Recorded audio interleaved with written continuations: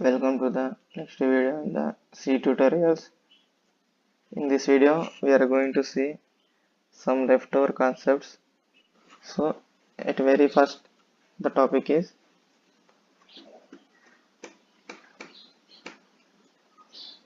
suppose if I give like this, then it is going to print 1, 2 without space.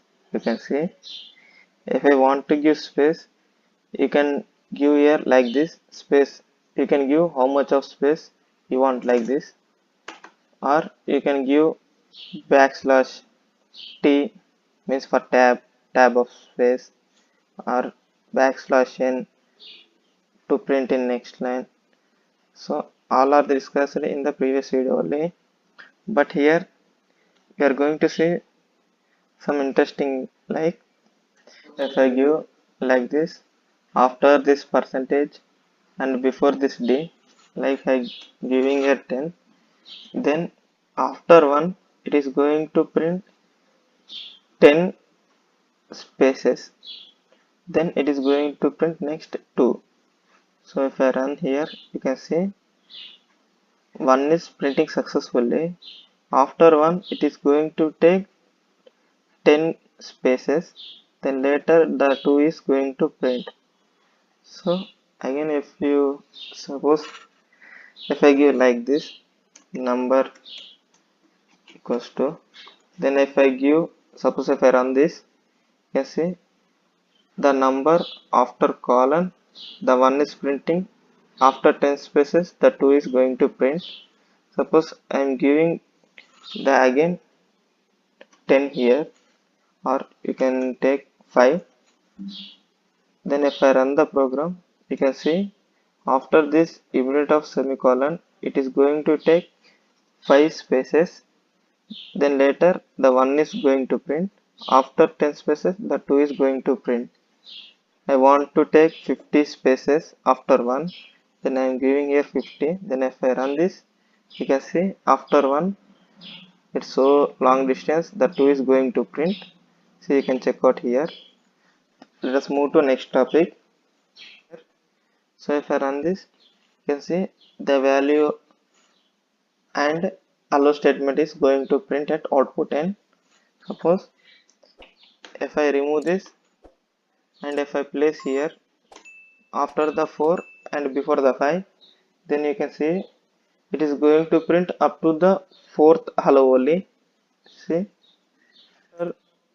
so after execution of this return statement, whatever the below this, it is that all code is going to terminate it. So if I remove this and suppose if I remove here and if I copy pasting the thing here only, then you can see it is printing up to second hello. So you can check out the output. Not only this return statement, you can use statement like exit statement also. I will show here. Suppose after this 3, when I am using this exit statement in brackets, I am giving something of number. If I give like this, so whatever the code below this exit statement, so that is going to terminate. So whenever, so if I run the program, you can see, so it is printing up to third hello only. Now our next topic is on the for loop. So if I run the program, it will print the value of I. Now let's see the some magic on this. Generally, we not take the semicolon after the declaration of for. Suppose if we take semicolon, then it is going to print whenever the value of I is going to terminate, that value is going to print. Now, therefore, at the output end, we are going to get I equals to 6. So if I run this, you can check here. So this is the use of semicolon after the initializing of for loop. So our next topic is, you will get idea when you see the following things. Suppose here I am removing this thing. I am assigning here only like I value equals to 1. Then if I run the program, you can see it is going to execute successfully.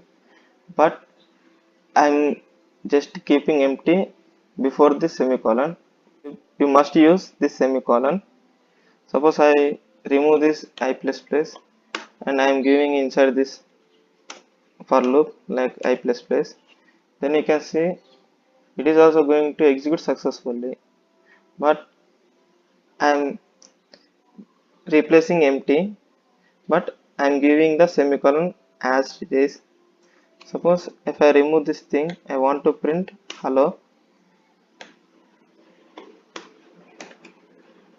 hello. Then if I run this, you can see it is printing 5 times hello. Again, if again I am removing this whole thing, this means I am not initializing the for loop and I am removing this thing. Then if I run the program, you can see it is going to print hello for the infinity times. So now if I want to print only for one time, then see at output the hello is printing only one time. Our next topic is for loop. I will show some another interesting thing on the for loop. In this I am initializing the for loop with two variables like I equals to 1 comma j equals to 1. I am writing the condition like I less than or equals to something value 3 comma j less than or equals to something value 5 semicolon. I want to increment I and j. Inside this I want to print the value of I and value of j. So what will going to happen is here it will take two variables, but it will again increment these two operators. Here again it is going to increment these two variables. So I think this and this are clear to you, but whatever before the semicolon of this, that condition only it is considering. Like here we want to print up to the value of I to 3, I 1 to 3, but it is going to print 1 to 5 because of this semicolon. So if I run the program, you can see here, so whatever the before the semicolon, so that is considering by the compiler, but not considering this thing.